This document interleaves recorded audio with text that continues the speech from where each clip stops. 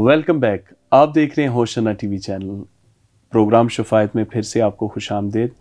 तो ब्रेक पे जाने से पहले हम तिमोथियस की ज़िंदगी पर बात कर रहे थे कि पौलुस रसूल जो था तिमोथियस को जो हदायत देता, और मैं अजीज़ों आपको बताता चला जाऊं कि जब हम न्यू टेस्टामेंट में पढ़ते हैं तो वहाँ पर जो नया अहदनामा है उसको 3 हिस्सों में हम समझें तो ज़्यादा हम आसानी होगी। जब हम अनाजील को पढ़ते हैं तो वो मसीह की ज़िंदगी के वाक़यात को बयान करती है, और जब हम अमाल की किताब में आते हैं तो वो इब्तदाई कलीसिया की तारीख को बयान करते हैं वाक़यात। पर जब हम खतूत में आ जाते हैं तो वो इब्तदाई कलीसिया जो अमाल की किताब में कायम हो चुकी थी उसे क्या क्या तालीम दी गई उसके ऊपर बात की जाती है। तो यहाँ पर जो मजमून इंटरसेशन है ये बेसिकली इब्तदाई कलीसिया के खादमीन को तालीमी तौर पे सिखाया जाता था। जैसा कि ब्रदर तिमोथियस की बात कर रहे थे, आप कैरी ऑन करें यहीं से।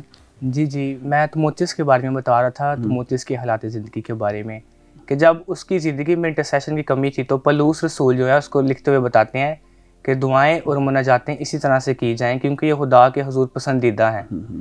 और यही प्रैक्टिस हमें पौलुस की ज़िंदगी में नज़र आती है। जब उसकी डेडिकेशन हुई है और उसको कलीसिया ने हाथ रख के और रोज़ा रख के भेजा है तो उसे पता था कि मेरे हिदमत के पीछे जो काम है वो बेसिकली मेरी कलीसिया की इंटरसेशन है। वाह, ज़बरदस्त। कलीसिया जो है वो उसके लिए इंटरसेशन कर रही है, उसके लिए शिफायत कर रही है कि पौलुस के वसीले से जो है खुदा का कलाम जो है वो लोगों तक पहुँचे, लोग जो है वो मसीह को कबूल करे और मसीहत का एक वसी दायरा जो है वो दुनिया में फैल सके। तो यहाँ पर हमें पता चलता है कि जो उसने बात सीखी उसने आगे सिखाई है लोगों को, ताकि इंटरसेशन का काम जो है, इंटरसेशन का जो दायरे अमल है वो कैरी ऑन रहे, इसी तरह से चलता रहे।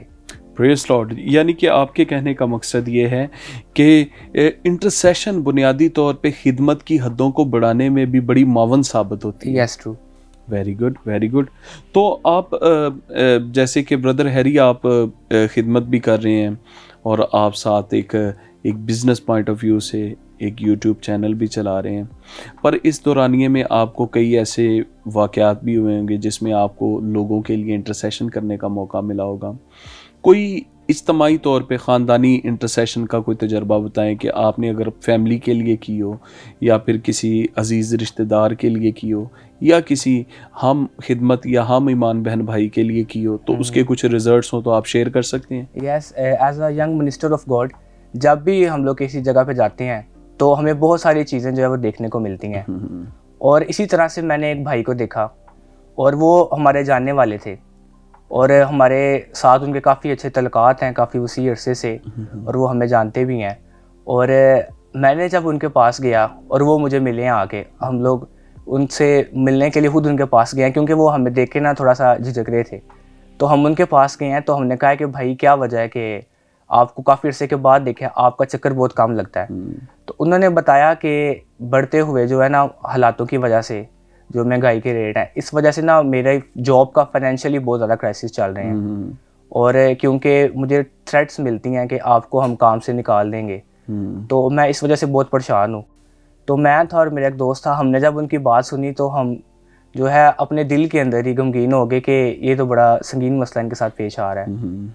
और मुझे ना मेरे पापा ने भी बताया था कि उनके साथ ना ये मसला पेश आ रहा है। तो जब मैंने ये बात सुनी मैं घर वापस आया, तो मैं घर में आया लेकिन मेरे जहन में वही बात चल रही थी उनकी। और सडनली जो है होली स्पिरिट ने मुझे बताया कि हमें इंटरसेशन करने की ज़रूरत है उनके लिए, क्योंकि जो शिफायत है ये मैं समझता हूँ कि इसका मतलब है कि दूसरे की तरफ से होकर दुआ करने का अमल, जिसमें हम किसी के लिए दुआ करते हैं, ना कि अगर वो अपने लिए तो कर रहा है दुआ, लेकिन उसको हम इंटरसेशन नहीं बल्कि उसको पर्सनल प्रेयर कहेंगे। मैं आपकी बात को आगे बढ़ाते हुए एक लफ्ज़ पर नाजरीन की तवज्जो दिलवाना चाहूँगा। नाजरीन, दौरान गुफ्तगू ब्रदर हैरी ने बयान किया कि होली स्पिरिट ने मेरे साथ बात की। आम तौर पे कुछ लोगों को इस चीज़ का तजर्बा नहीं होता कि रूहुल कुद्स की आवाज़ को कैसे सुना जाता है। तो मैं इस प्रोग्राम के तवस्सुस से आपको बताता चला जाऊँ कि खुदा पाक रूह खुदा के कलाम के वसीला से आपसे बात करता है, कभी कभार खुदा के खादमों से, कभी सरकमस्टांसेस आते हैं, ऐसे हालात ज़िंदगी में आ जाते हैं जिसमें आपको मैसेज मिल रहा होता है, पर कभी कभार आपकी ज़िंदगी में आपकी होली स्पिरिट के साथ एक ऐसी फेलोशिप हो चुकी होती है जिसमें आपको उसकी धीमी सी आवाज़ भी आना शुरू हो जाती है। तो हमारी जैसे फिज़िकल सेंसेस होती हैं, ऐसे ही हमारी कुछ स्पिरिचुअल सेंसेस होती हैं। उनमें एक सेंस जो होती है वो सुनने की होती है। तो गालिबन आप उसी का जिक्र कर रहे थे। जी ज़रूर, उसी का जिक्र। Praise Lord, praise Lord. तो आप कैरी ऑन करें कि फिर क्या रिजल्ट्स मिले आपको? जी बड़ा अच्छा लगा है। और ये जो सर्कमस्टांसिस है ना, ये बात उनकी ज़िंदगी में और जो हमारी ज़िंदगी में होती है, इससे ना हमें पता चलता है कि हमें लोगों के लिए क्या करने की ज़रूरत है। क्योंकि as a body of Christ हम डिफरेंट कामों को सर अंजाम दे रहे होते हैं। और एक हमारा ये भी काम है कि हम जो है वो कलीसिया को देखें कि कलीसिया के अंदर जो लोग हैं, और अगर कोई अपने हालातों में फंसा हुआ है तो उसके लिए हमें किस तरह से करने की ज़रूरत है, जो कि मैं समझता हूँ कि इंटरसेशन में बहुत ज़रूरी अमल है। मैं फिर इस बात को आगे बढ़ाऊंगा। इंटरसेशन से फिर याद आया, जब यूना नबी से पहली मर्तबा खुदा बोला तो उससे धीमी आवाज़ में बोला और उसको आवाज़ आई कि जा उस बड़े शहर नैनवा में और उसके ख़िलाफ़ मनादी कर। पर दूसरी मर्तबा जब वो रेबेलियंस हो गया, वो बागी हो गया, उसने खुदा की बात को मानने से इनकार किया, बल्कि वो इससे पहले कि नैनवा को जाता वो याफा में गया और तरसीस की तरफ भागने लगा। तो उसकी ज़िंदगी में जब दूसरी बार खुदा बोला तो उसको समझ आई, पर दूसरी बार खुदा सरकमस्टांसिस में से होके बोला, उसके हालात बदल गए। एक मुश्किल में से निकलता था, दूसरी में चला जाता था, दूसरी से निकलता था, तीसरी में चला जाता था। मुश्किलात बढ़ना शुरू होगी। क्यों? क्योंकि कभी कभार खुदा मुसीबत में डाल के तरबियत करता है। जैसा कि दाऊद भी कहता है, अच्छा हुआ कि मैंने मुसीबत उठाई ताकि तेरे आइन सीख लूँ। तो इंटरसेशन बेसिकली उन लोगों के लिए की जा रही होती है जो किसी तरह के सरकमस्टांसेस में से भी गुजर रहे होते हैं। जी ज़रूर। इन जो लोग किसी तरह के भी सर्कमस्टांसेस से गुजर सकते हैं, हमें उनके लिए इंटरसेशन ज़रूर करनी चाहिए। क्योंकि बहुत सारे लोग हैं, और नाजरीन को भी पता है कि चर्चिस के अंदर इंटरसेशन का एक ऐसा टॉपिक है जिसको बहुत ही जो है वो मिसअंडरस्टूड किया जाता है, और इस पर बात भी बहुत कम की जाती है इंटरसेशन के मौजू पे। और जो लोग हैं उनकी ख्वाहिश होती है कि वो अपने लिए दुआ करें और अपनी ज़िंदगी के लिए दुआ करें। और इंटरसेशन के लिए तब तक दुआ नहीं हो सकती जब तक पाक रूह की कायलियत ना हो। Praise Lord, praise Lord. या फिर दूसरों के लिए मोहब्बत ना हो, दूसरों के लिए तरस ना हो। ये भी चीज़ें इंक्लूडिंग होती हैं, क्योंकि माँ जो होती है और उसको रुल्कुस की कायलियत हो ना हो, तो माँ बाप की दुआएं जो होती हैं वो बच्चों के साथ रहती हैं। वजह क्या है? मोहब्बत है उनकी। वाह। तो इसका मतलब है कि जब हम इंटरसेशन करते हैं तो ये उस ईमानदार से या उस शख्स से जो मुमकिन है कि ईमानदार ना भी हो, आपकी मोहब्बत का इजहार है। जी, ये मोहब्बत का इजहार है। जिस तरह से मसीह को हम देखते हैं, तो एक शख्स जो मसीह को कबूल नहीं करता, लेकिन मसीह फिर भी उसके लिए शिफायतकार है। हम इसी तरह से पाक रूह को देखते हैं कि वो जो है खुदा के खिलाफ है, क्योंकि लिखा है कि जो जान गुनाह करती है वो खुदा के खिलाफ जाती है।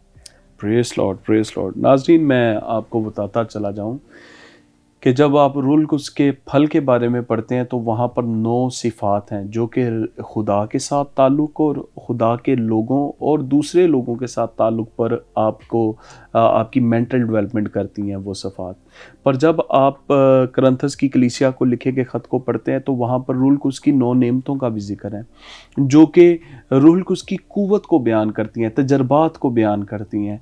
तो जब हम अपनी ज़िंदगी में उस करैक्टर में मगन हो जाते हैं जो कि खुदा के हुजूर हमें मिल चुका होता है नई पैदाइश के वसीला से, तो उसमें हमारे अंदर एक ये भी चीज़ आती है कि हम लोगों पर मेहरबान हो जाते हैं, उनसे उन पर रहम करना पसंद करते हैं, उनसे मोहब्बत रखना, और इसी बुनियाद पर हम इंटरसेशन की तरफ भी आ जाते हैं उनके लिए।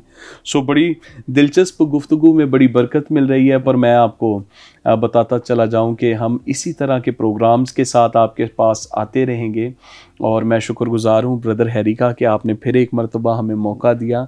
और वक्त की नज़ाकत को देखते हुए हम ज़रा इसको इख्तितामी पहलू की तरफ लेके जा रहे हैं। तो अजीज़ों, मैं चाहूँगा कि आप अपनी तमाम तर इतलाआत हमारे साथ शेयर करते रहें, अपनी दरख्वास्तें भेजें और अपनी गवाहियाँ भेजें, और नीचे नंबर जो चल रहे हैं उनके ऊपर आप अपना डोनेशन भी भेज सकते हैं।